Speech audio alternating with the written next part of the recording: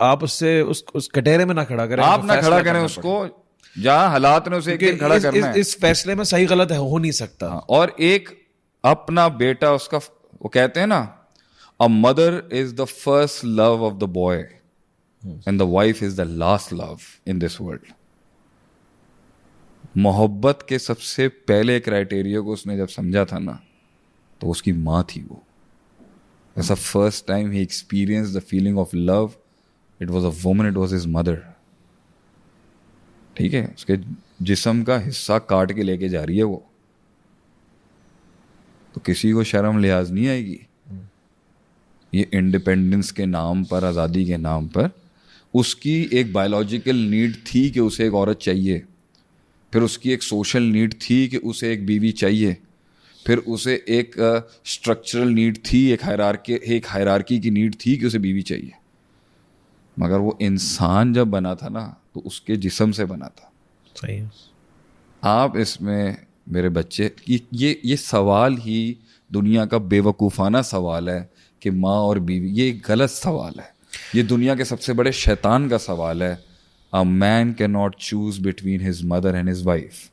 दोनों की उसकी ज़िंदगी में इतनी कॉम्प्लीमेंटिंग है कि ये कटहरा ही गलत है जहाँ आप उसे खड़ा करते हैं। दूसरा एंड ये है कि वो जो लड़की शादी होके आ रही है उसने भी तो अपना 100% दिया है किसी और को, शादी की है अभी उसने। मैंने इनको ग्लोरीफाई हाँ, किया ना, हाँ। माँ को कितना ऊपर ग्लोरीफाई किया, कितना इमोशंस खड़े होंगे। वबिल वालिदैन एहसाना फला तकुल्ला मौफ। आए अब उसको देखते हैं, वो किसी और के घर में पला बड़ा एक फूल है, वो किसी और बागीचे का है, किसी और माहौल के अंदर, वो किसी और की बेटी है। वो उसके बाप ने उसको उसके घर के अंदर सब कुछ प्रोवाइड किया जो एक बाप कर सकता है। तेरी बेटी है ना आज, जी, जायज़ नाजायज़ की कोई शर्त ही नहीं होगी मेरे ख्याल से।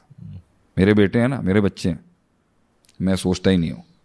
और वैसे मेरा तो मिजाज ही ऐसा है कि मैं सोचने वाला आदमी नहीं हूँ। सही। A king never thinks, he just do it.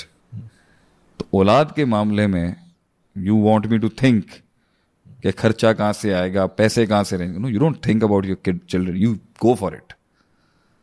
वो बेटी को पाला है उस बाप ने फूलों की तरह, उसकी नाजायज जायज सब पूरी की है। उसका ड्रेस लेते हुए कभी ब्रांड नहीं देखा उसने। एक गरीब भी झोंपड़पट्टी में रहता होगा ना, तो अपनी बेटी के लिए सोचता नहीं होगा कि मैं क्या दे रहा हूं उसको। जो वो अपनी कैपेसिटी में कर सकता था वो करता है। 18 साल 20 साल उसके बाप ने उसके ऊपर ये तलवार ही नहीं रखी कि ये ठीक है बेटा, ये गलत है। वो जो मांगती रही वो देता रहा उसको, कोई लॉज नहीं थे उसके लिए।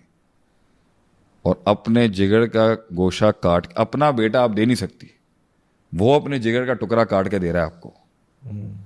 वो अपनी बेटी दे रहा है आपको।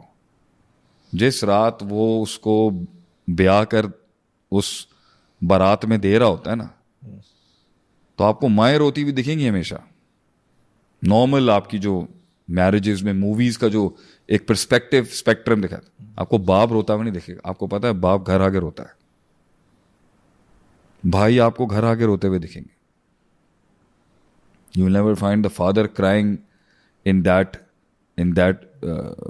That marriage marquee.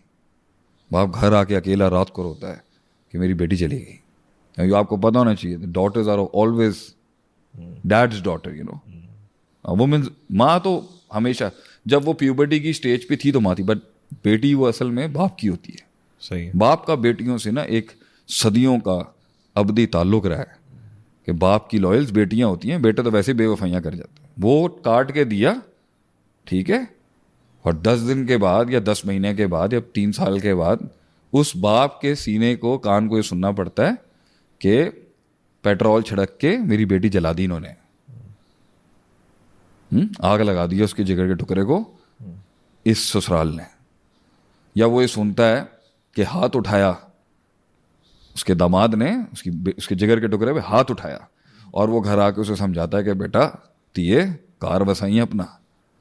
ये एक्सपेक्ट करती है ये सोसाइटी उस बाप से कि वो बेटी को आके समझाएं कि तुमने गुजारा करना है। वो उसे जलील करता है, उसे मारता है बैठ के। वो सोचें उस बाप के। यहां पर आप एक माँ को ग्लोरीफाई करें कि उसका बेटा है, वो बेटी नहीं है किसी की, वो किसी के जिगर का टुकड़ा नहीं है, उसकी वो किसी के पेट से नहीं बनी हुई, वो किसी के खून से नहीं बनी। और फिर फिर उसके कान में एक दिन खबर मिलती है कि उससे उससे मासियों की तरह काम कराया जा रहा है।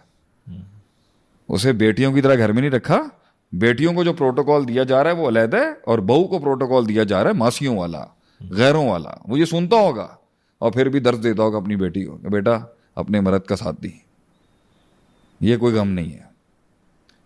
और वो देखता है कि उसको जो है ना, वो प्राइवेसी नहीं है उसकी बेटी के पास, ठीक है, कमरे की कमी है, और पॉलिटिक्स चल रही है उसके खिलाफ, और दूसरी उस घर की दूसरी बहुएं जो है उसके खिलाफ पॉलिटिक्स। मेरी बच्ची को मैंने सियासत सिखाई नहीं कभी है, मेरी बच्ची को ये आग लगाना, चापलूसियां करना, लगाई बुझाई करनी नहीं आती। वो बाप वो सुनता होगा, और वो माँ का मैं यहाँ इसलिए कहूँगा, वो बाप की बेटी मैं इसलिए कह रहा हूँ क्योंकि man are very, a father of a daughter is, वो कहते हैं ना, वो सारी जिंदगी जो है ना वो सीने का गम होगा उसका। क्यों?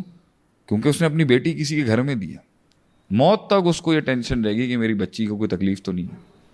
वो गर्दन झुका देता है, माफी मांग लेता है, बेटिया का। अबे हमने पगड़ियां झुकाते हुए देखा है, हम नाम नहीं ले सकते, हमने पगड़ियां झुकाते हुए देखा है सफेद दाढ़ियों के साथ अपनी बेटियों के लिए, उनके बापों को उनके ससुराल के आगे पगड़ियां रख दी, पगड़ियां रखते हुए देखा है लोगों को हमने कि मेरी बेटी का घर बच जाए। वो आदमी जो किसी के थल्ले नहीं आ सकता कभी, वो अपनी बेटी की वजह से मजबूर हो जाता है। क्योंकि उस दौर की थॉट यही थी कि मैयत ही आती है ससुराल से। लेकिन अब ऐसा नहीं है। अब बापों के सर इसलिए नहीं झुकेंगे क्योंकि बेटियां बहुत स्ट्रांग हो गई हैं, लड़कियों में अब दम आ गया है। घर बैठ के औरत पैसे कमा सकती है, अमेजोन पे बैठ के 4 पैसे हलाल के कमा सकती है। इनको जरा समझना चाहिए।